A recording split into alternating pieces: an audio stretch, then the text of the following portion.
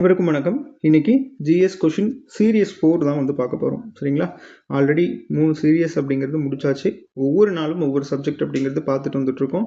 இன்னைக்கு நம்ம பார்க்கக்கூடிய சப்ஜெக்ட் வந்து ஐஎன்எம், இந்தியன் நேஷனல் மூவ்மெண்ட் அப்படிங்கிறது. இதை நம்ம பார்ப்போம். ஃபர்ஸ்ட் பாருங்க, இந்திய மறுமலர்ச்சியின் தந்தை என்று அழைக்கப்படுபவர் யார் அப்படின்னு கேட்குறாங்க. யார்? இது எல்லாத்துக்குமே தெரிஞ்சது தானே, ராஜாராம் மோகன் ராய் அப்படிங்கிறவங்க தான். இந்த ராஜாராம் மோகன் ராயோட இயற்பெயர் என்ன அப்படிங்கிறது ஃபர்ஸ்ட் தெரிஞ்சுப்போம். இயற்பெயரை பொறுத்த வரைக்கும் ராம் மோகன் ராய் அப்படிங்கிறது மட்டும்தான் இயற்பெயராக இருக்கும். சரிங்களா? ராம் மோகன் ராய். இவரோட காலகட்டம் பார்த்துடலாம். இவரோட காலகட்டத்தை பொறுத்த வரைக்கும் 1772 1833 வரைக்கும். சரிங்களா? இந்த 2 ஆண்டுமே வந்து அடிக்கடி நம்ம பார்த்துட்டே இருக்கிறது. இந்த 1772 அடுத்த வருஷம் நீங்கள் அப்படியே எடுத்துகிட்டு போனீங்க அப்படின்னா 1773 அப்படிங்கிறது வரும். இந்த 1773 நம்ம எங்கே பார்த்துருந்துருப்போம்? ஒழுங்குமுறை சட்டம் அப்படிங்கிறத பார்த்துருப்போம். இதுதான் இந்திய அரசியலமைப்பு சட்டத்தோட ஒரு ஆரிஜின் அப்படிங்கிறது சொல்லலாம், ஒரு தொடக்கம். ஏன்னா ஃபர்ஸ்ட் சட்டம் அப்படிங்கிறது அப்போ தான் போடுறாங்க. 1773 என்ன பண்ணுவாங்க? First governor general of Bengal அப்படின்னு சொல்லிட்டு ஒரு போஸ்ட் கொண்டு வருவாங்க. அதில் வாரன் ஹேஸ்டிங் அப்படிங்கிறவங்க இருப்பாங்க. சரியா? First governor general of Bengal அப்படிங்கிறவங்க. அடுத்து இந்த 1833 இந்த 1833 என்ன பண்ணுவாங்க? இப்போதான் நம்ம பார்த்தோம், கவர்னர் ஜெனரல் ஆஃப் பெங்கால் அப்படிங்கிற ஒரு போஸ்ட்டை கிரியேட் பண்ணாங்களா, அதே போஸ்ட்டை கவர்னர் ஜெனரல் ஆஃப் இந்தியா அப்படின்னு சொல்லிட்டு மாற்றுவாங்க. First governor general of India யாருங்க? வில்லியம் பெண்டிங் அப்படிங்கிறவர் வந்து இருந்திருப்பார். அதே போல் 1858 இதில் என்ன பண்ணுவாங்க அப்படின்னா வைஸ்ராய் ஆஃப் இந்தியா அப்படின்னு சொல்லிட்டு மாற்றிடுவாங்க. ஃபர்ஸ்ட் வைஸ்ராய் ஆஃப் இந்தியா யாருன்னு கேட்டாங்க அப்படின்னா லார்ட் கேனிங் அப்படிங்கிறவங்க வருவாங்க. இவங்க தான் லாஸ்ட் கவர்னர் ஜெனரல் ஆஃப் இந்தியாவும் கூட. சரியா? இதை வந்து ஞாபகம் வச்சுக்கணும். இது எல்லாமே நம்ம படித்தது தான். சரியா? சரி, ஓகே. அப்போது இவருக்கு ராஜா அப்படிங்கிற பட்டம் வந்து யார் கொடுத்தாங்க அப்படின்னு பார்த்தோம் அப்படின்னா இரண்டாம் அக்பர் அப்படிங்கிறவர் கொடுத்துருப்பார். சரிங்களா? இரண்டாம் அக்பர் தான் என்ன பண்ணுறாரு? ராஜாராம் மோகன் ராய்க்கு, அதாவது இந்த ராஜா அப்படிங்கிற பட்டம் அப்படிங்கிறது கொடுத்துருந்துருப்பார் இரண்டாம் அக்பர். சரி, ஓகே. இவர் வேற என்னெல்லாம் பண்ணியிருக்காரு அப்படிங்கிறத பார்க்கலாம். இவருக்கு ஃபர்ஸ்ட் தெரிஞ்ச மொழிகள் பார்த்துடலாம். அதாவது என்னென்ன லாங்குவேஜ் இவருக்கு தெரியும் அப்படின்னா, மேற்கத்திய கல்வியெலாம் வந்து கற்றிருந்திருக்காரு. அதனால அவருக்கு இங்கிலீஷ் அப்படிங்கிறது தெரியும். சரிங்களா? அதுக்கடுத்து சான்ஸ்கிரிட், சமஸ்கிருதம் அப்படிங்கிறதும் தெரியும். ஏன்னா அந்த காலத்தில் இந்த சமஸ்கிருதம் அப்படிங்கிறது படித்தவங்க எல்லாருமே மேக்சிமம் படிச்சிருந்தாங்க. அப்போ இதையும் வந்து ஞாபகம் வச்சுக்கணும். சரிங்களா? அதுக்கடுத்து பாரசீகம் தெரியும். சரிங்களா? அதுக்கடுத்து அரபி தெரியும். அடுத்து வங்காளம். இது ரொம்ப முக்கியம். ஏன்னா வங்காள மொழியில தான் இவர் புலமை பெற்றிருந்திருப்பார். ஏன்னா வங்கத்தில் தான் வந்து பிறந்திருப்பாரு. அது ஒன்றும் ஞாபகம் வச்சுக்கணும். இந்த பாரசீகத்தில் வந்து பார்த்தீங்க அப்படின்னா ஒரு வார இதழ் வந்து வெளியிடுவார். அதுக்கு பேர் மீரத் உல் அக்பர் அப்படின்னு சொல்லுவாங்க. மீரத் உல் அக்பர் அப்படிங்கிறது. இது எந்த ஆண்டு வெளியிடுவாங்க அப்படின்னா 1822. சரிங்களா? டேட் சொல்லணும் அப்படின்னா ஏப்ரல் 12 அப்படிங்கிறத சொல்லலாம். புரியுது என்னன்னு? இதை வந்து ஞாபகம் வச்சுக்கணும். இந்த மீரத் உல் அக்பர் அதனோட மீனிங் என்ன அப்படின்னா மிரர் ஆஃப் நியூஸ் அப்படின்னு சொல்லுவாங்க. சரியா? Mirror of news. தமிழில் வந்து செய்திகளின் கண்ணாடி அப்படின்னு சொல்லுவாங்க. வங்கத்தில் வந்து பார்த்தீங்க அப்படின்னா சம்பத் கௌமுகி அப்படின்னு சொல்லிட்டு ஒரு வார இதழ் வந்து வெளியிடுறாரு. இது எப்போ வெளியிடுவார் அப்படின்னா 1821. இது 21 வெளியிடுறாரு. இது 22, அதாவது மீரத் உல் அக்பர் அப்படிங்கிறத 22 வெளியிடுறாரு. இதை வந்து நோட் பண்ணிக்கணும். சரியா? வேற என்னெல்லாம் பண்ணாரு அப்படின்னா 1815 குரோனாலஜிக்கல் ஆர்டர் அப்படியே ஞாபகம் வச்சுக்கோங்க. சரிங்களா? 1815 ஆத்மீய சபா அப்படின்னு சொல்லிட்டு ஒரு சபா வந்து ஆரம்பிக்கிறார். சரியா? ஆத்மீய சபா, அதாவது நண்பர்களின் கூட்டமைப்பு அப்படின்னு சொல்லுவாங்க. இதையும் வந்து ஞாபகம் வச்சுக்கோங்க. அடுத்து அந்த புக்ஸ் எல்லாம் வந்து நம்ம கடைசியாக பார்த்துடலாம். அவர் என்னென்ன புக் வந்து எழுதி வெளியிட்டாரு அப்படிங்கிறத கடைசியாக பார்த்துருவோம். இப்போ இதை வந்து குரோனாலஜிக்கல் ஆர்டரில் பார்க்கலாம்.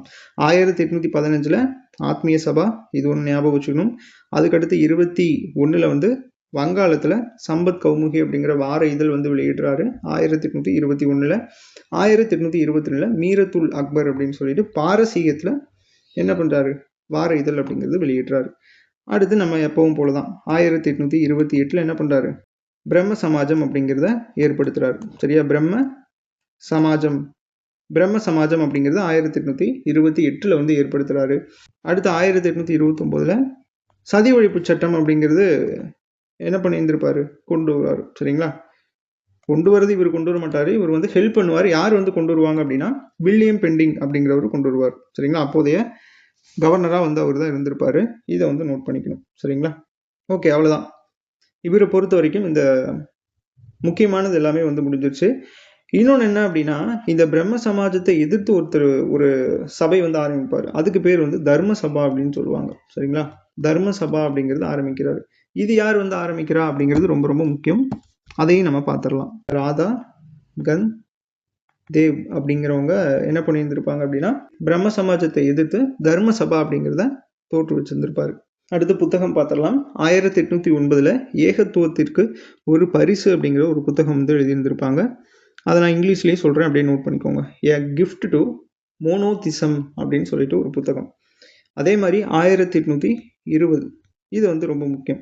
இந்த 1820 பர்சப்ஸ் ஆஃப் ஜீசஸ் அப்படின்னு சொல்லிட்டு ஒரு புத்தகம் வந்து எழுதியிருப்பாங்க. அதாவது தமிழில் இயேசுவின் கட்டளைகள் அப்படின்னு சொல்லுவாங்க. சரிங்களா? இயேசுவின் கட்டளைகள் அப்படிங்கிற ஒரு புத்தகம் வந்து எழுதியிருந்திருப்பாங்க. அமைதிக்கும் மகிழ்ச்சிக்குமான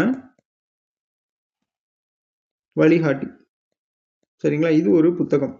இதுக்கு நம்மளுக்கு இயர்லாம் வந்து கிடையாது, இதை சும்மா வந்து நோட் பண்ணிக்கோங்க. சரிங்களா? இது வந்து ரொம்ப முக்கியமான புத்தகம். அமைதிக்கும் மகிழ்ச்சிக்குமான வழிகாட்டி அப்படிங்கிறது. அடுத்து 1833. சரிங்களா? இந்த காலகட்டத்தில் அவர் இறந்துருவார். எங்கே போய் இறக்குறாரு அப்படின்னா பிரிஸ்டல். சரிங்களா? பிரிஸ்டலில் போய் இறப்பாரு. பிரிஸ்டல் எங்கெங்க இருக்கு? இங்கிலாண்டில் இருக்கு. சரியா? இதை வந்து நோட் பண்ணிக்கணும். அவ்வளோதான், அவரோட இன்ஃபர்மேஷன் அப்படிங்கிறது எல்லாமே ஓரளவுக்கு முக்கியமானது எல்லாமே முடிஞ்சிருச்சு. அதே மாதிரி இன்னொன்று முக்கியமானது நான் சொல்கிறேன். அன்னி பெசன்ட் வந்து ராஜா ராம்மோகன் ராயை புகழ்ந்திருப்பாங்க. நான் அதை அப்படியே நான் சொல்கிறேன், அப்படியே நோட் பண்ணிக்கோங்க. என்னென்னு புகழ்ந்திருப்பாங்க? உலகிலேயே நவீன முறையில் முதன்முறையாக சமய ஒற்றுமை உணர்ச்சியினை உண்டாக்க பாடுபட்டவர் அப்படின்னு சொல்லிட்டு அன்னி பெசன்ட் வந்து புகழ்ந்திருப்பாங்க. இதை ஒன்று ஞாபகம் வச்சுக்கணும். சரிங்களா? அடுத்து இவர் என்னெல்லாம் வந்து வேறு என்ன பெயர்கள்லாம் இப்போ நம்ம பார்த்தோம் இல்லையா, இந்திய மறுமலர்ச்சியின் தந்தை அப்படின்னு சொல்லிட்டு, இது மாதிரி என்னென்ன பேர் வந்து சொல்கிறாங்க அப்படிங்கிறத நம்ம பார்த்துடலாம். இப்போ இந்திய மறுமலர்ச்சியின் தந்தை அப்படின்னு சொல்லிட்டு பார்த்தோம் இல்லையா, அதே மாதிரி வேற என்ன பட்டம் இருக்குது அப்படின்னா இந்து சமயத்தை சீர்திருத்திய செம்மல் அப்படிங்கிறது. சரிங்களா? இந்து சமயத்தை வந்து சீர்திருத்தினது அப்படிங்கிறது ஒன்று. அதுக்கடுத்து இந்திய மறுமலர்ச்சியின் தந்தை இப்போ பார்த்தது ஒன்று. அடுத்து இந்தியாவின் விடிவெள்ளி அப்படின்னு சொல்லுவாங்க. சரிங்களா? இந்தியாவோட விடிவெள்ளி, இதை வந்து நோட் பண்ணிக்கணும். அதுக்கடுத்து இந்திய தேசியத்தின் முன்னோடி. சரிங்களா? அது ஒன்று. இந்தியாவின் புத்துலக சிற்பி அப்படின்னு சொல்லுவாங்க. சரிங்களா? இது எல்லாமே வந்து பார்த்தீங்க அப்படின்னா இவருக்கு வெவ்வேறு புகழாரம் அப்படிங்கிறத சூட்டியிருந்திருப்பாங்க. அதே மாதிரி 1828 ஆகஸ்ட் 20. சரிங்களா? இதில் கல்கத்தால் என்ன பண்ணியிருந்திருப்பாரு அப்படின்னா ஒரு கோவில் வந்து கட்டியிருந்திருப்பாரு. அதாவது உருவமே இல்லாமல் எந்த ஒரு படமும் இல்லாமல் கோவில் வந்து கட்டியிருந்திருப்பாரு. அது ஒன்று ஞாபகம் வச்சுக்கோங்க. சரிங்களா? இவர் தான் என்னன்னு சொல்லுவாங்க அப்படின்னா புதிய யுகத்தின் ஹெரால்ட் அப்படின்னு சொல்லுவாங்க. இதையும் வந்து ஞாபகம் வச்சுக்கணும். சரிங்களா? அவ்வளோதான், இவரை பற்றி நம்ம ஓரளவுக்கு எல்லாமே பார்த்தாச்சு அப்படின்னு நினைக்கிறேன். அடுத்த கொஸ்டின் போகலாம். அடுத்து 2வது கேள்வி பாருங்க. பட்டியல் 1 பட்டியல் 2 வந்து பொருத்தணும். சாரதா சட்டம் அப்படிங்கிறது 1929 வந்து வந்திருக்கும். உள்நாட்டு திருமண சட்டம் அப்படிங்கிறது 1872 வந்து வந்திருக்கும். தேவதாசி ஒழிப்பு சட்டம் அப்படிங்கிறது 1947. அடுத்து இந்து விதவை மறுமண சட்டம் அப்படிங்கிறது 1856. இது நம்ம வரிசையாக பார்ப்போம். சரிங்களா? அப்போ இதுக்கு என்ன ஆன்சரு? சி தான் வந்து கரெக்டான ஆன்சர். ஃபர்ஸ்ட் இந்த சாரதா சட்டம் அப்படிங்கிறத பார்க்கலாம். இந்த சாரதா சட்டம் 1929 வந்து வந்துச்சு அப்படிங்கிறது இங்கே நம்ம பார்த்தாச்சு.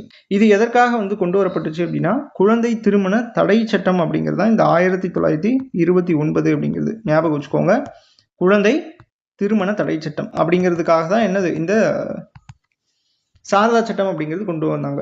இது யாரால கொண்டு வரப்பட்டுச்சு அப்படின்னா சமூக சீர்திருத்தவாதியா இருக்கக்கூடிய ஹார்பிலாஸ் அப்படின்னு சொல்லுவாங்க. அதாவது ஹர்பிலாஸ். சரியா? ஹர்பிலாஸ் சாரதா அப்படிங்கிறவங்களால கொண்டு வரப்பட்டதுதான் இந்த முக்கியமான சட்டம். இதை வந்து நோட் பண்ணிக்கணும். சரிங்களா? இது எப்போ வந்து நிறைவேற்றினாங்க அப்படின்னா செப்டம்பர் 28 வந்து பார்த்தீங்க அப்படின்னா நிறைவேற்றிருந்திருப்பாங்க. அதாவது 1929. இப்போ தானே பார்த்தோம், செப்டம்பர் 18. இது எப்போ வந்து நடைமுறையில் இருக்குது அப்படின்னா ஏப்ரல் 1 1930 பார்த்தீங்க அப்படின்னா நடைமுறைக்கு வந்து வந்துச்சு. இதை நோட் பண்ணிக்கணும். இந்த ஏப்ரல் 1 அப்படிங்கிறது நம்ம நேற்றே பார்த்தோம். இந்த ஆர்டிஏ ஆக்ட் அப்படின்னு சொல்லிட்டு 2009 பார்த்தோமா? இந்த 2009 ஆக்ட் அப்படிங்கிறது 2010 ஏப்ரல் 1 தான் நடைமுறைக்கு வந்திருக்கும். இதையும் நோட் பண்ணிக்கோங்க. இதில் ஒரு வயது வரம்பு அப்படிங்கிறது ஃபிக்ஸ் பண்ணுறாங்க. சரிங்களா? திருமண வயது, அதாவது ஆண்களுக்கு இத்தனை திருமண வயது, பெண்களுக்கு அப்படின்னு சொல்லிட்டு திருமண வயது ஃபிக்ஸ் பண்ணுவாங்க இல்லையா, இதுலேயும் வந்து ஃபிக்ஸ் பண்ணுறாங்க. பெண்களுக்கு வந்து பார்த்தீங்க அப்படின்னா குறைந்தபட்ச வயது வந்து 14. இதில் இந்த சாரதா சட்டம் படி. ஆண்களுக்கு வந்து பார்த்தீங்க அப்படின்னா 18. இதை வந்து நோட் பண்ணிக்கணும். இதில் ஏதாச்சும் சட்ட திருத்தம் பண்ணாங்களா அப்படின்னா, சட்ட திருத்தம் அப்படிங்கிறது பண்ணாங்க. அதாவது இந்த வயது சம்பந்தமாக வந்து பண்ணாங்க. 1978 வந்து பண்ணியிருந்திருப்பாங்க. சரியா? இந்த 1978 பண்ணி அதில் என்ன பண்ணியிருந்திருப்பாங்க அப்படின்னா, பெண்களுக்கு பார்த்தீங்க அப்படின்னா 18 அப்படின்னும் ஆண்களுக்கு 21 அப்படின்னு சொல்லி பண்ணியிருந்திருப்பாங்க. இது ஒன்று ஞாபகம் வச்சுக்கணும். சரியா? இப்போ தற்போதைய நிலை வந்து இது எப்படி இருக்கு அப்படின்னா, அதுக்கு முன்னாடி இப்போ பழைய சட்டம்லாம் இருக்கு இல்லையா, திருமண சட்டம் எல்லாத்தையும் ரத்து பண்ணிட்டு குழந்தை திருமணத்தை வந்து தடை பண்ணணும் அப்படிங்கிறதுக்காக குழந்தை திருமண தடை சட்டம் அப்படிங்கிறது 2006 வந்து கொண்டு வந்தாங்க. இதை ஞாபகம் வச்சுக்கோங்க. இப்போதைக்கு வந்து பார்த்தீங்க அப்படின்னா இதுதான் வந்து நடைமுறையில் இருக்கு. சரியா? இது வந்து பார்த்தீங்க அப்படின்னா பெண்களுக்கு 18 அப்படின்னும் ஆண்களுக்கு 21 அப்படிங்கிறதுல இருக்கு. சரியா? இதை நோட் பண்ணிக்கணும்.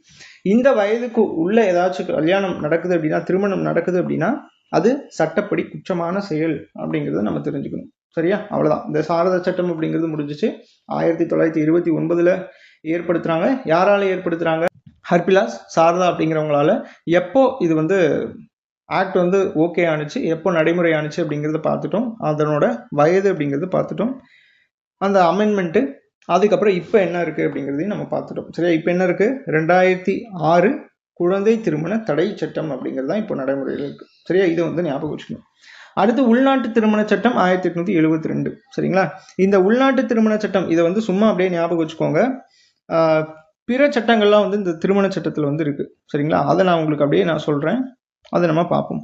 ஃபர்ஸ்ட் வந்து சிறப்பு திருமண சட்டம் அப்படின்னு சொல்லுவாங்க. சரியா? சிறப்பு திருமண சட்டம் இது எப்போ வந்துச்சு?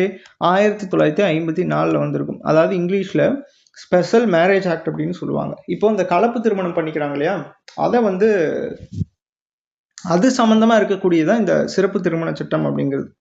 புரியுது என்னன்னு? இந்த மதம் சாதி இதெல்லாம் வந்து இப்போ வெவ்வேறு சாதியில கல்யாணம் பண்றது, வெவ்வேறு மதத்துல வந்து கல்யாணம் பண்றாங்கல்ல, அதை தான் வந்து கலப்பு திருமணம் அப்படின்னு சொல்லுவாங்க. சரியா? அந்த ஒரு விஷயத்துக்காக உருவாக்கப்பட்டதுதான் இந்த சிறப்பு திருமண சட்டம் அப்படிங்கிறது 1954. அதே மாதிரி இன்னொன்று நம்ம ஃபேமஸாக படிச்சிருந்திருப்போம். 1955 இந்து திருமண சட்டம் அப்படின்னு சொல்லிட்டு. சரியா? இது நம்ம ஸ்கூல் புத்தகத்திலே தான் கொடுத்துருப்பாங்க. இதில் யார் யாரெல்லாம் வருவாங்க அப்படின்னா, இந்துக்கள் வருவாங்க, பௌத்தர்கள் வருவாங்க, சீக்கியர்கள் வருவாங்க, அதுக்கடுத்து ஜெயினர்கள். சரிங்களா? இவங்க இடையில அந்த திருமணம் வந்து நிர்வகிக்கிறதா இருக்கட்டும், அதுக்கடுத்து அந்த விவாகரத்து பண்ணுறது, இது எல்லாமே வந்து பார்த்தீங்க அப்படின்னா இந்த 1955 இந்த சட்டத்துக்கு கீழே தான் வரும். அதாவது இந்து திருமண சட்டம் அப்படிங்கிறது. சரிங்களா? அதே மாதிரி இந்திய கிறித்துவ திருமண சட்டம் அப்படிங்கிறது 1972 வந்திருக்கும். சரியா? இது வந்து கிறித்துவர்கள் திருமணம் பண்றாங்கல்ல, அதை வந்து நிர்வகிக்கக்கூடிய சட்டமா இருக்கு இந்த 1972. அதே மாதிரி முஸ்லிம் தனிநபர் சட்டம் அப்படின்னு சொல்லிட்டு ஒரு சட்டம் இருக்கு. அது எப்போ வந்துச்சு அப்படின்னா 1937. அந்த முஸ்லிம்கள் வந்து திருமணம் பண்ணிக்கிறாங்க இல்லையா, அதை வந்து நிர்வகிக்கிறதுக்கு இந்த சட்டம் அப்படிங்கிறது வந்துச்சு. இதை வந்து ஞாபகம் வச்சுக்கோங்க. முன்ன நம்ம பார்த்தோம் அந்த குழந்தை திருமண தடை சட்டம் 2006 அப்படிங்கிறது, அதையும் நம்ம இது கூட நீங்க சேர்த்து வச்சுக்கோங்க. ஏன்னா ஆல்ரெடி நம்ம பார்த்தாச்சு, அதையும் நோட் பண்ணிக்கலாம். அடுத்து 3வது பாருங்க, தேவதாசி ஒழிப்பு சட்டம் அப்படிங்கிறது இருக்கு. இந்த தேவதாசி ஒழிப்பு சட்டம் அப்படிங்கிறது 1947 என்னாச்சு? நிறைவேறிச்சு. சரியா? அப்ப இந்த மசோதா அப்படிங்கிறது எப்போ சப்மிட் பண்றாங்க அப்படின்னா 1930 வந்து சப்மிட் பண்றாங்க. யாரால சப்மிட் பண்ணப்படுது? முத்துலட்சுமி அம்மையார் அப்படிங்கிறவங்களால சப்மிட் பண்ணப்படுது.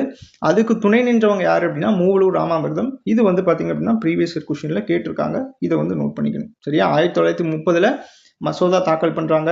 1947 சட்டமா வந்து மாறுது. சரியா? இதை வந்து ஞாபகம் வச்சுக்கோங்க. இதே மாதிரி முத்துலட்சுமி அம்மையார் அப்படிங்கிறவங்க எப்போ அந்த சட்டமன்றத்துல போயிருந்திருப்பாங்க அப்படின்னா 1926. அதனாலதான் முதல் பெண் அப்படின்னு சொல்லுவோம். சட்டமன்றத்துல வந்து போன முதல் பெண் யாரு அப்படின்னா முத்துலட்சுமி அம்மையார் அப்படிங்கிறவங்கள சொல்லுவாங்க. 1926 வந்து போயிருந்திருப்பாங்க. இதை ஞாபகம் வச்சுக்கோங்க. ஒரு 4 வருஷம் கழிச்சு தான் அந்த மசோதா கொண்டு வராங்கன்னு கூட ஞாபகம் வச்சுக்கோங்க. அடுத்து இந்து விதவை மறுமண சட்டம். இது 2ஆ படிச்சிருப்பீங்க. என்ன அப்படின்னா இந்து விதவை மறுமண சட்டம் ஒண்ணு, இந்து விதவை மறுமண சங்கம் ஒண்ணு. சட்டம் அப்படின்னா 1856. இது யாருங்க கொண்டு வந்திருப்பா? ஈஸ்வர சந்திர வித்யாசாகர் அப்படிங்கிறவங்க கொண்டு வந்திருப்பாங்க. இதை ஞாபகம் வச்சுக்கணும். சரியா? வித்யாசாகர் அப்படிங்கிறவங்க, ஈஸ்வர சந்திர வித்யாசாகர். அதே மாதிரி 1861 இந்து விதவை மறுமண சங்கம் அப்படிங்கிறது யார் கொண்டு வந்திருப்பாங்க? எம்ஜி ரானடே அப்படிங்கிறவங்க கொண்டு வந்திருப்பாங்க. சரியா? அவர் அந்த சட்டம் மட்டும் கொண்டு வந்திருக்க மாட்டாரு, இன்னும் 2 சட்டம் வந்து கொண்டு வந்திருப்பாரு. அதாவது இந்த திருமணம் சம்பந்தமா இல்ல, வேற. பூனே சர்வஜனிக் சபா அப்படின்னு சொல்லிட்டு 1870 அந்த இது ஒண்ணு. அடுத்து இன்னொன்னு ஒண்ணு பார்த்திருப்பீங்க, தக்கான கல்விக் கழகம் அப்படின்னு சொல்லி 1884. சரிங்களா? இது எல்லாமே எம்ஜி ரானடேவால கொண்டு வரப்பட்டது தான். இதை வந்து ஞாபகம் வச்சுக்கணும். இதே 1870 நம்ம என்ன பார்த்திருப்போம், வங்காள இரும்பு எஃகு தொழிற்சாலை அப்படிங்கிறது பார்த்தீங்க அப்படின்னா இந்த 1870 தான் வந்து கொண்டு வந்திருப்பாங்க. இதையும் வந்து நோட் பண்ணிக்கணும். சரியா? அவ்வளோதான். இந்த செகண்ட் கொஸ்டினோட எக்ஸ்பிளனேஷன் அப்படிங்கிறது முடிஞ்சிச்சு. அடுத்து நம்ம தேர்ட் கொஸ்டின் அப்படிங்கிறது போகலாம். தேர்ட் கொஸ்டின் என்ன கொடுத்துருக்காங்க, வங்க பிரிவினை எந்த ஆண்டு நடைபெற்றுச்சு அப்படின்னு கேட்குறாங்க. வங்க பிரிவினை எப்பங்க நடைபெற்றிருக்கும்? 1905 வந்து நடைபெற்றிருக்கும். சரியா? இந்த வங்க பிரிவினை அப்படிங்கிறது, வங்கத்தை பிரிக்கிறது தான் வந்து வங்க பிரிவினை அப்படின்ட்டு சொல்றாங்க. இந்த வங்க பிரிவினையை பிரிச்சது யாரு அப்படின்னா யாருங்க, கர்சன் பிரபு அப்படிங்கிறவங்க பிரிச்சிருந்திருப்பாங்க. சரியா? கர்சன் பிரபு இவங்களோட காலகட்டம் என்னங்க, 1899 இருந்து 1905 வரைக்கும் இவங்களோட காலகட்டம். சரியா? ஃபர்ஸ்ட் நான் வங்கத்தை பிரிக்கிறேன் அப்படின்ட்டு சொல்லி அறிவிக்கிறாங்க. எப்போ அப்படின்னா ஜூலை 19. ரொம்ப ரொம்ப முக்கியமான டேட்டு, ஞாபகம் வச்சுக்கோங்க. இதே ஜூலை 19 1969 தான் ஒரு 14 வங்கியை வந்து நேஷனலைசேஷன் பண்றாங்க, தேசியமயமாக்குறாங்க அப்படின்னு சொல்லிட்டு நம்ம படிச்சிருந்திருப்போம் எக்கனாமிக்ஸ்ல. 50 கோடி வந்து அதனோட நிர்ணயம் அப்படிங்கிறது இருக்கும். சரியா? இது அப்படியே ஞாபகம் வச்சுக்கோங்க, ஜூலை 19. இது எப்போ வந்து அஃபீஷியலா பிரிக்கிறாங்க அப்படின்னா அக்டோபர் 16 வந்து பிரிப்பாங்க. சரியா? மேற்கு வங்காளம் கிழக்கு வங்காளம் அப்படின்னு பிரிக்கிறாங்க. மேற்கு வங்காளத்துல யார் இருப்பாங்க, ஹிந்துக்கள் வந்து இருப்பாங்க. சரியா? அதே மாதிரி கிழக்கு வங்காளத்துல பாத்தீங்க அப்படின்னா முஸ்லிம்ஸ் வந்து இருப்பாங்க. இப்படி வந்து பிரிச்சுறாங்க. எதுக்கு, இவங்க 2 பேர்த்துக்கும் பிரிவினையை வந்து உண்டாக்கணும். இவங்க 2 பேரும் சண்டை கட்டிக்கிட்டாங்க அப்படின்னா அந்த விடுதலை இதுல வந்து மறந்துடுவாங்க அப்படின்னு சொல்லிட்டு ஒரு நல்ல திட்டம் வந்து தீட்டுறாரு. யாரு, இந்த கர்சன் பிரபு அப்படிங்கிறவர். ஆனா கேட்டதுக்கு என்ன சொல்லிட்டாரு அப்படின்னா, நிர்வாகத்துக்கு வந்து நாங்க நிர்வாகம் வந்து பண்ண முடியல, அதனால நாங்க அதை வந்து இப்படி பிரிச்சுட்டோம் அப்படின்னு சொல்லி அவர் ஒரு கதை விடுவாரு. இதெல்லாம் நீங்க வந்து உங்களுக்கு தெரிஞ்சதுதான். சரியா? இதை ஞாபகம் வச்சுக்கணும். ஜூலை 19 அக்டோபர் 16 வந்து பிரிக்கிறாங்க. இதை தான் வந்து இதை எதிர்த்து தான், இதை புறக்கணிக்கணும் அப்படிங்கிறதுக்காக தான் இந்த சுதேசி இயக்கம் அப்படிங்கிறதுலாம் கொண்டு வந்தாங்க. அதாவது அவங்க வெளிநாட்டோட பொருட்களை எல்லாத்தையும் புறக்கணிச்சுட்டு நம்ம ஆட்கள் ஏதாவது பொருட்கள் தயாரிக்கிறாங்க அப்படின்னா அங்க போய் வாங்குறது. சரிங்களா? இந்த மாதிரி விஷயம்லாம் வந்து இந்த வங்க பிரிவினை அப்படிங்கிறதுனால உருவாக்கப்பட்டது தான். சரியா? அடுத்து இந்த பாருங்க, டி ஆப்ஷன் 1909 கொடுத்துருக்காங்க. இந்த 1909 என்ன வந்திருக்கும், மின்டோ மார்லி சீர்திருத்த சட்டம் அப்படின்னு. 1919 மாண்டேகு ஜெம்ஸ்போர்டு சீர்திருத்த சட்டம் அப்படிங்கிறது. இந்த மின்டோ மார்லி அப்படிங்கிறது எதுக்கு, அந்த முஸ்லிம்களுக்கு வந்து பாத்தீங்க அப்படின்னா தனி தொகுதி அப்படிங்கிறது கொடுத்துட்டாங்க 1909. இதுதான் வந்து மின்டோ மார்லி அப்படின்னு சொல்லுவாங்க. இதுல ஃபேமஸான ஒரு கொஸ்டின் கேட்பாங்க, என்ன அப்படின்னா இதுல வைஸ்ராய் யாரு, அப்புறம் செக்ரட்டரி ஆஃப் ஸ்டேட் அதாவது வெளியுறவுத்துறை அமைச்சர் யாரு அப்படின்னு கேட்பாங்க. மின்டோ அப்படிங்கிறவங்க வந்து வைஸ்ராயா இருப்பாங்க. சரியா? இதை ஞாபகம் வச்சுக்கணும். மார்லி அப்படிங்கிறவங்க வெளியுறவுத்துறை அமைச்சர். அதே மாதிரி 1919 மாண்டேகு ஜெம்ஸ்போர்டு இதுல வந்து யாரு அப்படின்னா, அதாவது இதுல யாரு வைஸ்ராய், இதுல யாரு வெளியுறவுத்துறை அமைச்சர் அப்படிங்கிறத பார்க்கணும். இந்த ஜெம்ஸ்போர்டு அப்படிங்கிறவர் வந்து வைஸ்ராய். சரிங்களா? இந்த மாண்டேகு அப்படிங்கிறவர் வெளியுறவுத்துறை அமைச்சரா இருப்பாரு. இதை வந்து நம்ம நோட் பண்ணிக்கணும். சரியா? ரொம்ப முக்கியமானது. இது எப்படி ஞாபகம் வச்சுக்கலாம் அப்படின்னா, வைஸ்ராய் அப்படின்னா வயசு பசங்க அப்படின்னு ஞாபகம் வச்சுக்கோங்க. வயசு பசங்க தான் அந்த மின்ட் சாக்லேட் வந்து அதிகமாக சாப்பிடுவாங்க, கூலிங்காக இருக்கும் இல்லையா, அந்த மின்ட். அப்போ வயசு பசங்க அப்படின்னு ஞாபகம் வச்சுக்கோங்க. அதே மாதிரி ஜெம்ஸ் மிட்டாய் இருக்கா, ஜெம்ஸ் மிட்டாயும் வயசு பசங்க சாப்பிடுவாங்க ஞாபகம் வச்சுட்டீங்க அப்படின்னா ஜெம்ஸ் போர்டும் வைஸ்ராய் அப்படிங்கிறது உங்களுக்கு ஞாபகம் வந்துடும். சரியா? இது வந்து ப்ரீவியஸ் இயர் கொஸ்டின் முக்கியமானது கேட்டது, அதனால இதை வந்து ஞாபகம் வச்சுக்கோங்க. அடுத்து 4வது கேள்வி பாருங்க, சுபாஷ் சந்திர போஸ் எந்த ஆண்டு பாரத ரத்னா விருது பெற்றார் அப்படின்னு கேட்குறாங்க. 1992 வந்து பெற்றிருந்திருப்பார். 1990 யாருங்க பெற்றிருந்திருப்பா, நம்ம ஜிஎஸ் புக்லேயே வந்து கொடுத்துருந்துருப்பாங்களே, யாரு, அம்பேத்கர் இருக்காருல்ல, அவர் தான் வந்து 1990 வந்து பெற்றிருந்திருப்பாரு. 1997 வந்து பார்த்தீங்க அப்படின்னா அப்துல் கலாம் வந்து பெற்றிருந்திருப்பார். சரியா? இதை வந்து நம்ம ஞாபகம் வச்சுக்கணும். அடுத்து பாருங்க, 5வது கேள்வி, காமன்வெல்த் பத்திரிகையை தொடங்கியவர் யார் அப்படின்னு கேட்குறாங்க. ஆனி பெசன்ட் அப்படிங்கிறவங்க. அன்னி பெசன்ட் அப்படின்னு சொல்லிட்டு தமிழ்ல சொல்லுவாங்க. இந்த அன்னி பெசன்ட்டை பத்தி நம்ம பார்த்தே ஆகணும். 1893 தான் இந்தியா அப்படிங்கிறது வராங்க. சரியா? யாரு, அன்னி பெசன்ட் அப்படிங்கிறவங்க. இவங்களை பத்தி முக்கியமா சொல்லணும் அப்படின்னா 1914 தன்னாட்சி இயக்கம் அப்படிங்கிறது தொடங்குறாங்க. அதாவது இங்கிலீஷ்ல வந்து ஹோம் ரூல் மூவ்மெண்ட் அப்படின்னு சொல்லுவாங்க. சரியா? தன்னாட்சி இயக்கம் அப்படிங்கிறது தொடங்குறாங்க. இந்த தன்னாட்சி இயக்கம் அப்படிங்கிறது எதுக்கு தொடங்குறாங்க அப்படின்னா, பிரிட்டிஷ் வந்து ஃபர்ஸ்ட் வேர்ல்டு வார், அதாவது 1914 18, அந்த 18ங்கிறது ஃபர்ஸ்ட் வேர்ல்டு வார் நடக்கும் இல்லையா, அதை நான் முடிஞ்சோன்னா உங்களுக்கு தன்னாட்சி அப்படிங்கிறது கொடுக்குறேன், அதாவது உங்களை நீங்களே ஆட்சி பண்ணிக்கோங்க அப்படிங்கிறது. ஆனால் பிரிட்டிஷ் வந்து இங்கேருந்து போக மாட்டாங்க, பிரிட்டிஷ் வந்து இருப்பாங்க, ஆனால் அந்தந்த மாகாணத்தை அவங்களே ஆட்சி பண்ணிக்கலாம் அப்படிங்கிற மாதிரி ஒரு கான்செப்ட் தான் இந்த ஹோம் ரூல் மூமெண்ட் அப்படிங்கிறது. உங்களுக்கு கொடுக்குறேன் அப்படிம்பாங்க, ஆனால் கொடுக்குற மாதிரி தெரியாது.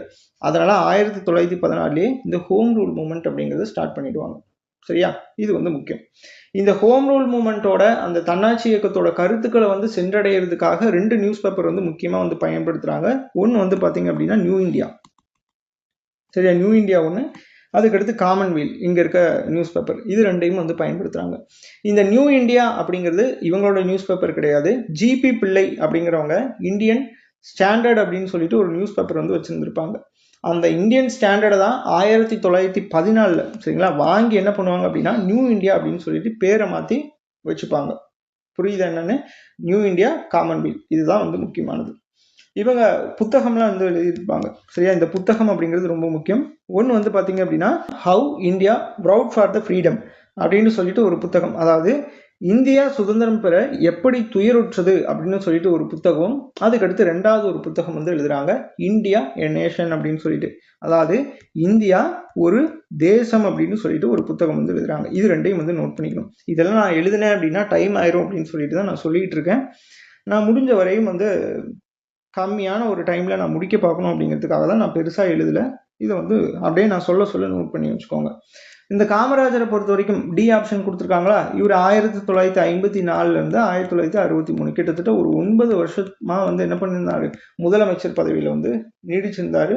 இது ப்ரீவியஸ் கொஸ்டின்லேயே கேட்டிருந்திருக்காங்க, இதை நம்ம நோட் பண்ணிக்க வேண்டியது அவசியம். சரியா, அதே மாதிரி அன்னி பெசண்ட்டை பொறுத்த வரைக்கும் ஒரு கூற்று வந்து கொடுத்துருப்பாங்க, என்ன அப்படின்னா அதிநவீன வசதிகளுடன் கூடிய ரயில் வண்டியில் அடிமையாக பயணிப்பதை விட சுதந்திரமான மாட்டு வண்டியே சிறந்தது அப்படிங்கிற மாதிரி ஒரு கூற்று வந்து சொல்லியிருந்திருப்பாங்க. ரொம்ப ரொம்ப முக்கியம். இந்த கூற்று அப்படிங்கிறது எதை சொல்லுது அப்படின்னா, நம்ம பிரிட்டிஷை வந்து விரட்டி அடிக்கலாம் அப்படின்னு நீங்கள் சொல்கிறீங்க, அப்படிலாம் வந்து விரட்டிலாம் அடிக்க வேணாம், அவங்க அப்படியே இருக்கட்டும், அவங்களோட தயவில் நம்ம என்ன பண்ணலாம் அப்படின்னா சுதந்திரமாக நம்ம இருப்போம் அப்படிங்கிற மாதிரி ஒரு கான்செப்ட் தான் இந்த கூற்றோட மீனிங்கு. இதை வந்து ஞாபகம் வச்சுக்கணும். அடுத்த 6வது கேள்வி பாருங்க, பிரபுத்த பாரதம் இதழ் யாரால் வெளியிடப்பட்டது அப்படின்னு கேட்குறாங்க. அம்பேத்கரால் வந்து வெளியிடப்பட்டிருக்கும். ரொம்ப ரொம்ப முக்கியமானது. அம்பேத்கரோட ஃபர்ஸ்ட் பார்த்துடலாம், அம்பேத்கரை பற்றி பார்க்கலாம்.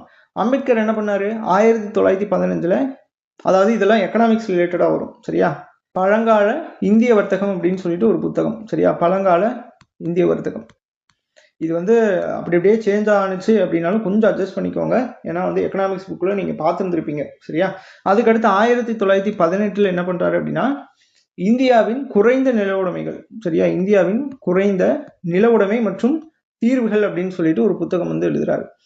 அதுக்கடுத்து 1921 என்ன பண்றாரு அப்படின்னா இந்தியாவின் மாகாண நிதி பரவலாக்கல் அப்படின்னு சொல்லிட்டு ஒரு புத்தகம் வந்து எழுதுறாரு.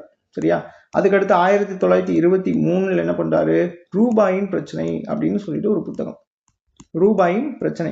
இதுதான் வந்து ஆர்பிஐ வந்து இன்னைக்கு ஃபாலோ பண்ணிட்டு இருக்குன்னு வச்சுக்கோங்களேன், இந்த ரூபாயின் பிரச்சனை அப்படிங்கிறது தான். இதை வந்து ஞாபகம் வச்சுக்கணும். அடுத்து 1956, சரிங்களா, 1956 மார்ச் மாதம் வந்து பார்த்தீங்க அப்படின்னா ஒரு புத்தகம் வந்து எழுதுறாரு, த புத்தா அண்ட் ஹிஸ் தர்மா அப்படின்னு சொல்லிட்டு புக்கு. சரிங்களா, த புத்தா அண்ட் ஹிஸ் தர்மா அப்படின்னு சொல்லிட்டு, அதாவது தம்மா அப்படின்னு சொல்லி கொடுத்துருப்பாங்க. இதை வந்து நோட் பண்ணிக்கணும். சரிங்களா, 1956. இதுவும் வந்து பார்த்தீங்க அப்படின்னா இந்த பிரபுத்த பாரதம் இருக்கு இல்லையா, இதுவும் 1956 தான் வந்திருக்கும். சரியா, இதையும் வந்து நம்ம நோட் பண்ணிக்கணும்.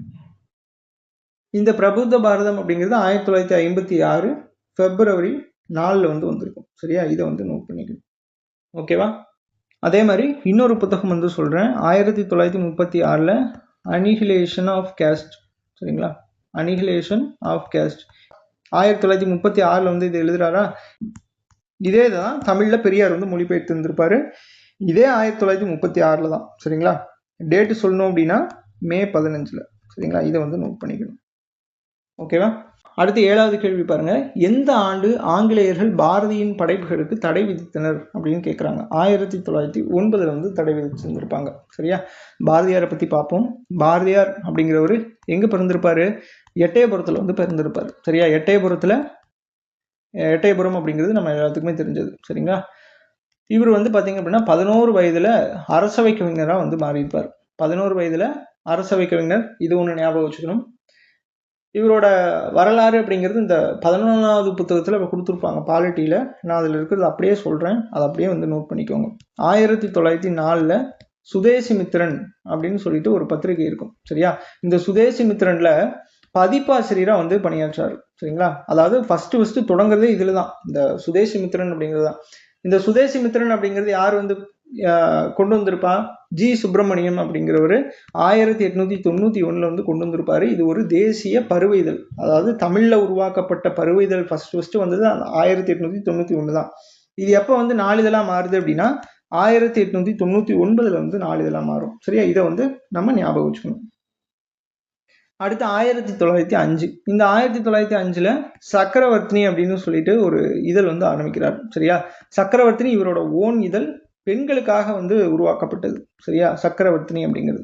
இதுல ஒரு குறள் மாதிரி ஒன்று கொடுத்துருப்பாங்க நம்ம தமிழ் ஸ்கூல் புக்ல, நீங்க கூட படிச்சிருந்திருப்பீங்க. சரியா? அதுதான் அது.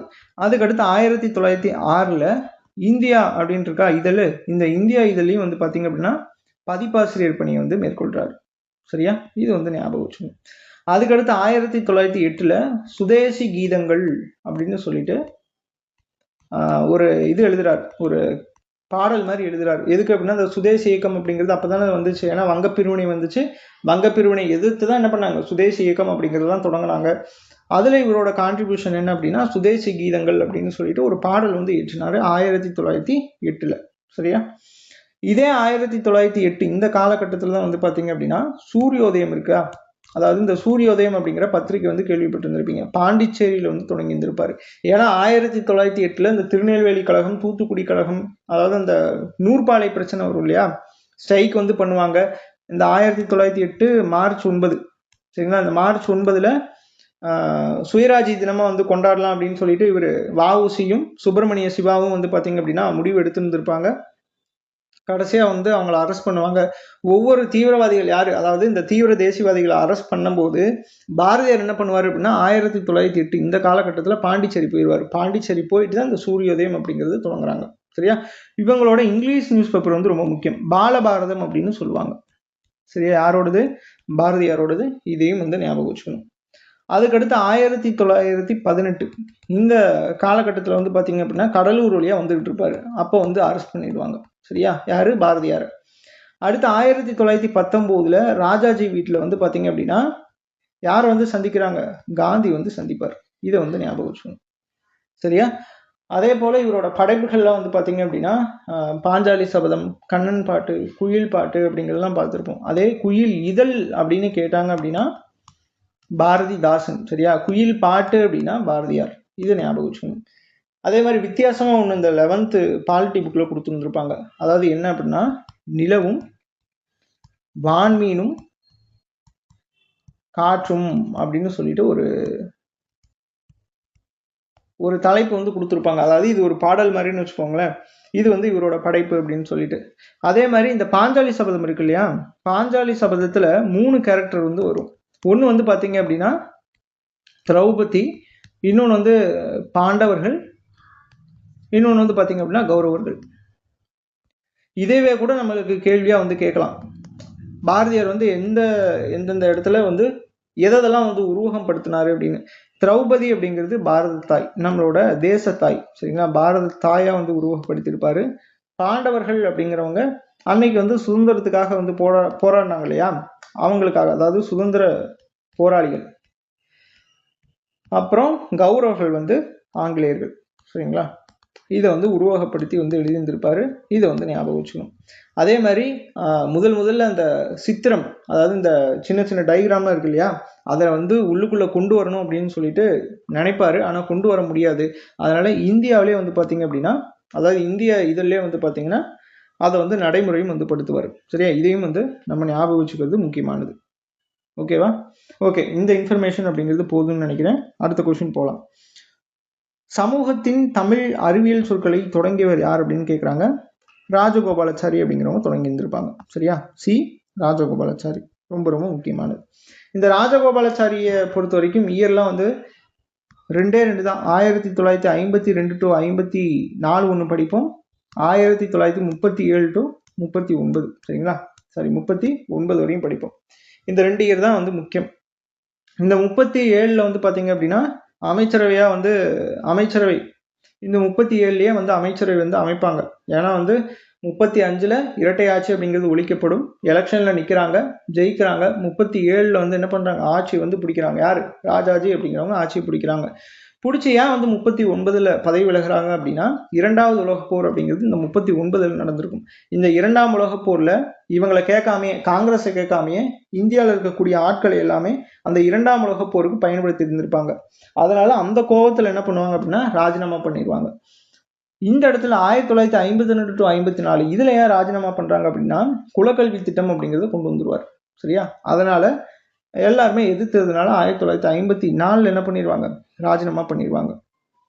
இன்னொன்று முக்கியமான விஷயம் என்ன அப்படின்னா, சுதந்திரா கட்சி அப்படின்னு சொல்லிட்டு ஒரு கட்சியை நீங்க கேள்விப்பட்டு இருந்திருப்பீங்க. சுதந்திரா கட்சி, அதாவது சுதந்திர பார்ட்டி அப்படின்னு சொல்லுவாங்க.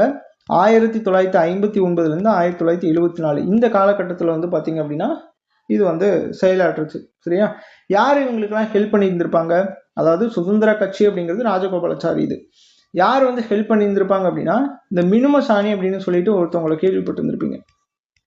மினுமசாணி அப்படின்னு சொல்லிட்டு அவங்களும், அதுக்கடுத்து என்ஜி ரங்கா, இவங்க 2 பேருமே ஹெல்ப் பண்ணதுல இந்த சுதந்திரா கட்சி அப்படிங்கிறது தோற்றுவிச்சிருந்திருப்பாங்க. இந்த சுதந்திரா கட்சி அப்படிங்கிறது 1967, அதுக்கடுத்து 1971 இந்த 2 காலகட்டம். சரியா, இது இடைப்பட்ட காலம் இல்லை. 1967 அந்த காலம் மட்டும், 1977 அந்த காலம் மட்டும். இந்த 2 குறிப்பிட்ட வருஷத்துல மட்டும் சிங்கிள் லார்ஜஸ்ட் அப்போசிஷன் பார்ட்டியா வந்து வந்துச்சு. எங்க அப்படின்னா லோக்சபால. சரிங்களா, ரொம்ப ரொம்ப முக்கியம், இதை வந்து நோட் பண்ணிக்கணும். சரியா, அந்த ராஜகோபாலாச்சாரியை பத்தி கேட்டாங்க அப்படின்னா இதுதான். இந்த ராஜகோபாலாச்சாரி தான் என்ன பண்ணியிருந்திருப்பார் அப்படின்னா, ஜமீன்தாரி முறை இருக்கு இல்லையா, அதை வந்து ஒழிச்சது யாருன்னு கேட்டாங்க அப்படின்னா இந்த ராஜகோபாலாச்சாரி. ரொம்ப முக்கியம். அதே மாதிரி மிராசுதாரர் முறையை வந்து ஒழிச்சது யாருன்னு கேட்டாங்க அப்படின்னா, அதாவது நீதி கட்சி பீரியட்ல வந்து மிராசுதாரர் முறை அப்படிங்கிறது ஒழிக்கப்பட்டிருக்கும். புரியுதா என்னன்னு, இதை வந்து நோட் பண்ணிக்கணும். அடுத்து மீதி ஆப்ஷன்லாம் வந்து நம்ம அடுத்தடுத்த இதில் பார்க்கலாம். இந்த நிவேதிதா அப்படிங்கிறவங்க பாரதியார் சந்திச்சதுக்கு அப்புறம் தான், அதாவது நிவேதிதாவை சந்திச்சதுக்கு அப்புறமா தீவிரமா வந்து இந்த விடுதலை போராட்டத்துல இறங்கியிருப்பாங்க அப்படின்னு சொல்லி கொடுத்துருந்துருப்பாங்க. பாரதியாரோட அரசியல் குருன்னு கூட சொல்லலாம் இந்த நிவேதிதா அப்படிங்கிறவங்கள. சரியா, இதை வந்து ஞாபகம் வச்சுக்கோங்க.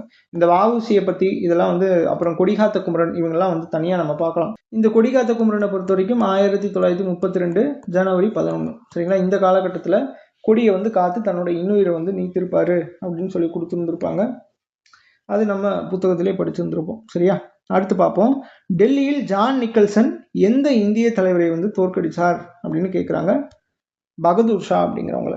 சரியா, இந்த இதெல்லாம் வந்து எதுக்காக வந்திருக்கும் அப்படின்னா 1857 பெருங்கழகம், கிரேட் ரிவோல்ட் அப்படின்னு சொல்லுவாங்க. சரியா, இந்த கிரேட் ரிவோல்ட் இது ஆங்கிலேயர்கள் வந்து என்னன்னு சொல்றாங்க அப்படின்னா மிலிட்ரி ரிவோல்ட் அப்படின்னு சொல்றாங்க. இதையும் வந்து நம்ம ஞாபகம் வச்சுக்கணும். சரியா, இந்த கிரேட் ரிவோல்ட் எதனால வருதுன்னு உங்களுக்கு தெரியல. இதனோட இம்மீடியட் காஸ், அதாவது உடனடி காரணம் என்னன்னு கேட்டாங்க அப்படின்னா கொழுப்பு தடவப்பட்ட தோட்டாக்கள் அப்படிங்கிறது இதனோட உண்மையான காரணம். இந்த 1857 இந்த கிரேட் ரிவோல்ட் நடக்கிறதுக்கு. சரிங்களா, முதல்ல எதிர்வினை ஆற்றது யாரு அப்படின்னா மங்கள் பாண்டே அப்படிங்கிறவங்க தான் வந்து எதிர்வினை வந்து ஆற்றாரு. இவர் எந்த ஊருன்னு தெரியுமா, அதாவது பாராக்பூர் அப்படின்னு சொல்லுவாங்கல்ல, அந்த பராக்பூர் அப்படிங்கிற இடத்துல இவர் என்ன பண்றாரு, ஒரு ஆங்கிலேய அதிகாரியை வந்து சுட்டு கொண்டுறாரு. சரிங்களா, அதுல ஏற்பட்டது தான் இந்த 1857 ரிவோல்ட் அப்படிங்கிறது. ஓகேவா, இப்போ அந்த மார்ச் 29 கரெக்டா, இது வந்து மார்ச் 29 1857 என்ன பண்றாரு அப்படின்னா இவர் வந்து அந்த ஆங்கிலேய அதிகாரியை சுட்டு கொள்றாரு. சுட்டு கொன்னதுக்கு அப்புறமா மே மாசம், சரிங்களா, மே மாசம் 10ஆம் தேதி இங்க இருக்கக்கூடிய அந்த மீரட்ல இருக்கக்கூடிய சோல்ஜர்ஸ் எல்லாமே அந்த மீரட்ல இருக்கக்கூடிய அந்த ஜெயில இருக்கக்கூடிய எல்லா இந்திய கைதிகள் எல்லாத்தையும் வந்து விடுதலை பண்ணிட்டு ஸ்ட்ரெயிட்டா வந்து டெல்லி வந்து போறாங்க. சரியா, டெல்லியில யார் இருக்காங்க அப்படின்னா 2ஆம் பகதூர் ஷா அப்படிங்கிறவங்க இருக்காங்க. நாங்க எல்லாருமே கிளர்ச்சி பண்ண போறோம், எங்களுக்காக நீங்க வந்து என்ன பண்ணணும் அப்படின்னா தலைமை தாங்கணும் அப்படின்னு சொல்லிட்டு சொல்றாங்க. ஐ எம் ஷாஹின் ஷா தி இந்துஸ்தான் அப்படின்னு சொல்லுவார். அதாவது இந்தியாவோட மிகப்பெரிய பேரரசன் அப்படின்னு சொல்லிட்டு பட்டம்லாம் சூட்டிக்கிட்டு வாங்க நான் உங்களுக்கு தலைமை தாங்குறேன் அப்படின்னு சொல்லிட்டு புறப்படுறாங்க. சரியா, அப்படி புறப்பட்ட போதுதான் போர் அப்படிங்கிறது நடக்குது எங்க டெல்லியில. 2ஆம் பகதூர் ஷா ஜான் நிக்கல்சன் அப்படிங்கிறவரு என்ன பண்றாரு, அவர் வந்து தோற்கடிக்கிறார். யார்? இரண்டாம் பகதூர் ஷாவை. அதே மாதிரி வெவ்வேறு இடங்கள் அப்படிங்கிறது இருக்கும். அதை வந்து பாக்ஸ் கண்டென்ட்ல கொடுத்துருந்துருப்பாங்க, அதை அப்படியே நோட் பண்ணிக்கோங்க. லக்னோவில் வந்து பார்த்தீங்க அப்படின்னா பேகம் ஹஸ்ரத் மஹால், பேகம் ஹஸ்ரத் மஹால் அப்படிங்கிறவங்க வந்து தலைவர். சரியா? அவர் வந்து போர் தொடுப்பார். அவர் வந்து தோற்கடிச்சது யார் அப்படின்னா லாரன்ஸ். சரிங்களா? ஹென்ரி லாரன்ஸ் அப்படின்னு சொல்லுவாங்க. இதை வந்து நோட் பண்ணிக்கணும். அதுக்கடுத்து கான்பூர். கான்பூரில் வந்து பார்த்தீங்க அப்படின்னா நானா சாஹிப் அப்படிங்கிறவங்க. சரியா? இவங்களை வந்து தோற்கடிச்சது யார் அப்படின்னா சர் காலின் கேம்பல் அப்படிங்கிறவங்க வந்து தோற்கடிப்பாங்க. சரியா? இதெல்லாம் வந்து நோட் பண்ணிக்கோங்க. 8th புத்தகத்திலே கொடுத்துருந்துருப்பாங்க. ஓகேவா? அதே மாதிரி ஜான்சி. ஜான்சினா அதாவது மத்திய இந்தியான்னு வச்சுக்கோங்களேன். அந்த இடத்துல யார்? ராணி லட்சுமிபாய். ராணி லட்சுமிபாயோட இயற்பெயர் என்ன? மணிகர்ணிகா தம்பே அப்படின்னு சொல்லுவாங்களா? அதையும் வந்து நோட் பண்ணிக்கோங்க. இவங்களை வந்து தோற்கடிச்சது யாரு அப்படின்னா ஹக்ரோஸ் அப்படின்னு சொல்லுவாங்க. சரியா? ஹக்ரோஸ். இதை வந்து நோட் பண்ணிக்கோங்க. அடுத்து இது குவாலியர். அடுத்து குவாலியர் அப்படிங்கிற இடத்துல தாந்தியா தோப். சரிங்களா? தாந்தியா தோப் அப்படிங்கிறவங்க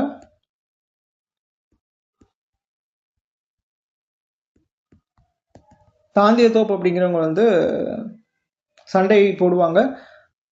அதை வந்து தோற்கடிச்சது ஹக்ரோஸ் தான். சரியா? இது ரெண்டுமே வந்து பார்த்தீங்க அப்படின்னா ஹக்ரோஸ். இதை வந்து ஞாபகம் வச்சுக்கோங்க. அடுத்து பரேலி. பரேலியில் வந்து பார்த்தீங்க அப்படின்னா கான் பகதூர் காபர் கான். கான் பகதூர் கான் அப்படிங்கிறவங்க. யார் வந்து தோற்கடிப்பா அப்படின்னா சர் காலின் கேம்பல் தான். சரிங்களா? சர் காலின் கேம்பல். இங்க நம்ம பார்த்தோம் இல்லையா, இந்த கேம்பல் தான் இந்த கேம்பல். சரியா? அதுக்கடுத்து பீகார்ல வந்து பாத்தீங்க அப்படின்னா கன்வர் சிங் அப்படிங்கிறவங்க. இவங்களை வந்து தோற்கடிச்சது யாரு அப்படின்னா வில்லியம் டெய்லர். சரிங்களா? William Taylor. இது அப்படியே ஞாபகம் வச்சுக்கோங்க. மேத்ஸ் ஃபாலோயிங்ல நிறைய டைம் ப்ரீவியஸ் கொஸ்டின்ல கேட்டிருந்திருக்காங்க. சரியா? ரொம்ப ரொம்ப முக்கியமானது. அடுத்து 10வது கேள்வி போயிடலாம். ஃபராசி இயக்கம் யாரால் தொடங்கப்பட்டது அப்படின்னு கேட்குறாங்க. யாரு? ஹாஜி ஷரியதுல்லா அப்படிங்கிறவங்களால. இந்த ஃபராசி இயக்கம் அப்படிங்கிறது 1818 வந்து தொடங்குது. சரிங்களா? என்ன அப்படின்னா அது பெசன்ட் ரிவோல்ட் அப்படின்னு சொல்லுவாங்க. அதாவது விவசாயிகள் கிளர்ச்சி. விவசாயிகள் எல்லாருமே என்ன பண்றாங்க அப்படின்னா துன்புறுத்தப்படுறாங்க. யாரு? ஆங்கிலேய அதிகாரிகளால. எப்படி? டாக்ஸ் மூலியமா. சரிங்களா? அதனால வந்து ஒவ்வொன்றா வந்து உருவாக்குனாங்க. அதுல வந்து ஃபர்ஸ்ட் உருவாக்குனது எது அப்படின்னா இந்த ஃபராசி இயக்கம் 1818 ஹாஜி ஷரியதுல்லா அப்படிங்கிறவங்க உருவாக்குறாங்க. இந்த ஹாஜி ஷரியதுல்லா அப்படிங்கிறவர் இறந்துருவாரு. இறந்ததுக்கு பின்னாடி டூடு மியான் அப்படின்னு சொல்லிட்டு அவங்களோட பையன் வந்து வருவாங்க. சரியா? இந்த டூடு மியான் தான் ரொம்ப ரொம்ப முக்கியமானவர். இவர் தான் என்ன சொல்லியிருந்திருப்பாரு அப்படின்னா நிலங்கள் அனைத்துமே வந்து பாத்தீங்க அப்படின்னா கடவுளுக்கு சொந்தமானது. All lands are belongs to God. அதனால நம்ம வரி செலுத்தலாம் தேவையில்ல, வரியெல்லாம் செலுத்தாதீங்க அப்படின்னு சொல்லி யாரு சொல்லியிருந்திருப்பாங்க அப்படின்னு ப்ரீவியஸ் கொஸ்டின்ல கேட்டிருந்திருக்காங்க. யாரு? டூடு மியான் அப்படிங்கிறவங்க. டூடு மியான் வந்து அதுக்கப்புறம் கொஞ்ச நாள் போராடுறாரு. அதுக்கப்புறம் இறந்துடுறாரு. டூடு மியான் இறந்ததுக்கு அப்புறம் நோவா மியான் அப்படின்னு சொல்லிட்டு அவரோட பையன் வந்து வராரு. அதுக்கப்புறம் இந்த இயக்கம் அப்படிங்கிறது செயலிழந்து போகுது. சரிங்களா? நோவா மியான் வந்து பெருசா ஒன்றும் இருந்திருக்காது, செயலிழந்து போகுது. ஓகேவா? அதுக்கப்புறம் வந்து 1827 சரிங்களா? 1827 வந்து பாத்தீங்க அப்படின்னா வாகாபி இயக்கம் அப்படின்னு சொல்லுவாங்க. வாகாபி கிளர்ச்சி. இந்த வாகாபி கிளர்ச்சி 1827 தொடங்கினாலும் கிளர்ச்சி எப்ப தொடங்குறாங்க அப்படின்னா 1831. சரிங்களா? யாருனால தொடங்கப்படுது? டிட்டுமிர் அப்படின்னு சொல்லுவாங்க.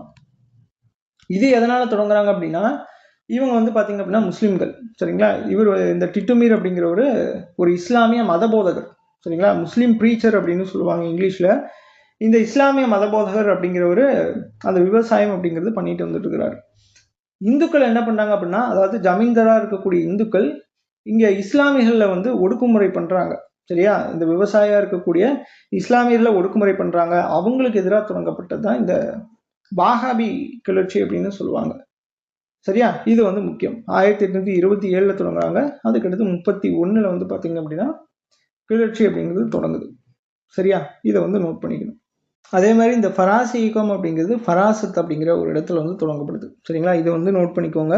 இது வந்து வங்காளத்தில் இருக்கக்கூடியது. சரிங்களா? அவ்வளவுதான். இந்த கொஸ்டின் எல்லாமே யூஸ்ஃபுல்லா இருந்திருக்கும். இந்த எக்ஸ்பிளனேஷன் யூஸ்ஃபுல்லா இருந்திருக்கும் அப்படின்னு சொல்லிட்டு நம்புறேன். இதுல ஏதாச்சும் திருத்தம் வேணும் அப்படின்னா சொல்லுங்க. நம்ம கொண்டு போகலாம். நம்ம அடுத்த வீடியோல வந்து சந்திப்போம். நன்றி.